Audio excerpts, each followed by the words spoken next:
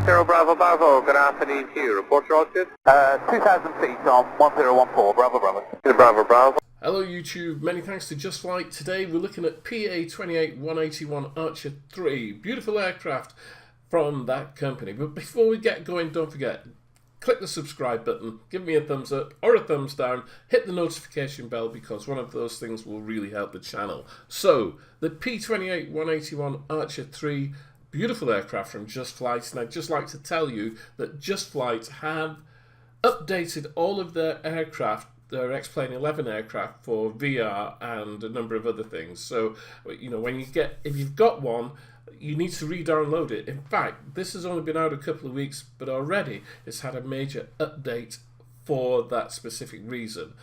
Before we get much further, obviously looking at this, you can see you've got the control panel there on the left hand side that I'm clicking on, which opens up the doors or gives you the engine management system or gives you weights and balances. You can put your passengers in, you can put the weight of your passengers up or down, or even the luggage. This aircraft is absolutely wonderful. It's really good to fly. I really like flying this. It's very docile in the air, and surprisingly, you know, it handles really, really well. It's quite a powerful little aircraft. It's a four-seater, and it's got a fixed gear, as you can see underneath. It's got, so the landing gear doesn't retract. You can have the fairings on or off, as you can see. Fairings off, on. There we go. And it's a Lycoming 0360 four-cylinder horizontally opposed air-cooled piston engine. This produces 180 horsepower at 2007 RPM. More often than not, you're going to be flying this around about 2,200 in the cruise, and it's got a ceiling of approximately 13,200 feet, which is quite high, really, for a single piston engine. Lovely aircraft. Comes with a number of liveries as well. I'm going to show you those in a moment. But it also comes with 10 liveries. There's 10 liveries with this aircraft, which is more than enough for anybody. There are UK liveries, there are USA liveries, Australia and Canada. I think Canada. I'm not quite sure. I'll go back and check on that. There you can see the flight computer there, which allows you to adjust the weight of your passengers and your cargo, etc. And then you can see the ranges and the envelope for which you can fly the aircraft in. As I say, it's a service ceiling of 13,200 feet, so there's no need to be pressurized. Has an incredible onboard avionics suite, actually, really quite comprehensive, with also this checklist here that you can go through. So it goes through everything from pre-flight, engine start, taxi, takeoff, cruise, descent, and landing and shutdown. So you've got a really nice, handy kind of resource there with the checklist.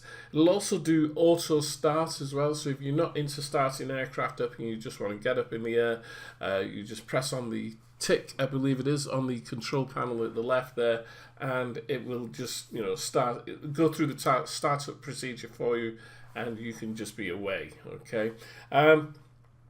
So looking at the avionics suite, it's got intercom controls, traffic watch system, which I suppose you could say is like TCAS, not quite like TCAS, but you know, very similar to it.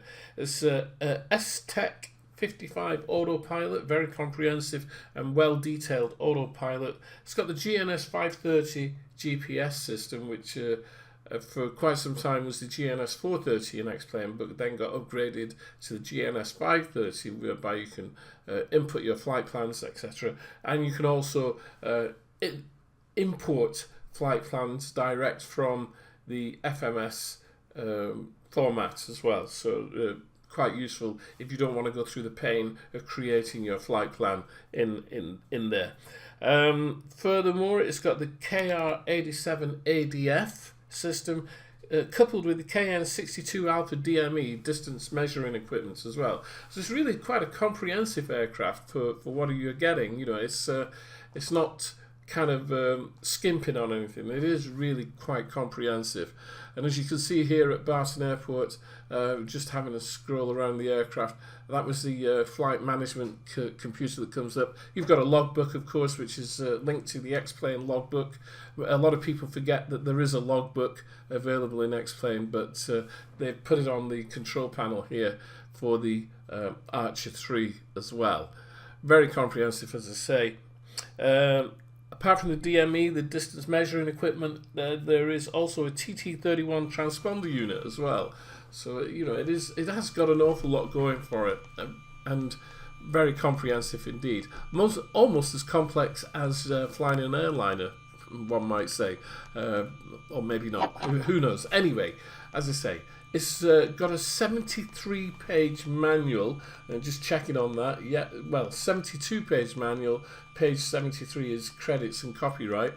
And just so we're clear, this has been produced by Thranda on behalf of Just Flight.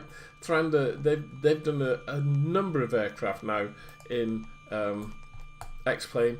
I think they did the Hawk as well, and a number of others. They're really quite good at producing their aircraft.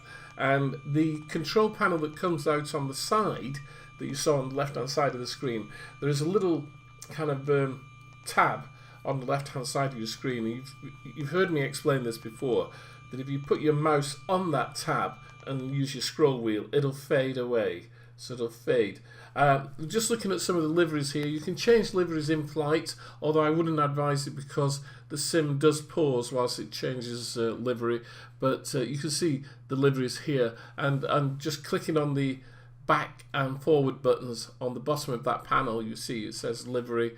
It just changes them automatically. But as I say, you can do it in flight. I wouldn't recommend it, as it will cause the aircraft to pause in the sim to pause as well. So as I said, this aircraft was done by Thranda Design, and that includes Daniel Claw, Hugo Silverio, Joseph No, Daniel Claw, Eric Strombach, Joseph, the same guys doing different parts of the system. Okay, so that's Thranda Design. Just Flight, of course, project management was Martin Northall, aircraft modelling and design was 3D Reach, aircraft liveries David Sweetman, sounds Turbine Sound Studios, manual Martin Northall, and design Think Creative. So not a huge team behind this aircraft, but a very good team, and Just Flight have done it. They've done it real justice by bringing it to the market. I'm just flying around Barton here. As I said, it's very docile, very easy to fly. It's very comfortable, and once you get it set on RPM and then set your trim, it just seems to, you know, handle itself really well. I thoroughly enjoyed flying this aircraft around. And I think it's one to put in the GA stable. As always, you know, it's up to you whether you actually get this. It's available from Just Flight, and I believe it is only available from Just Flight. It's not on xplane.org or any of the other places, so you need to get over to justflight.com. And also at the same time, let me remind you, if you have some of the latest Just Flight Xplane aircraft, they have all been updated, or every single one of them has been updated for Xplane 11 and VR. Just looking to find the documentation for you here. Looking at the change log for this. In the change log, it's got updated plugins for Sazel, pop-up windows, improved stability and other improvements, added support for windshield and rain effects, added VR for XPad, improved overall sounds and sound effects. It's got a whole host of things. As always, my name is Wycliffe Barrett. This is Xplane Dedicated. Hope you enjoyed the video. We'll see you soon. Cheerio.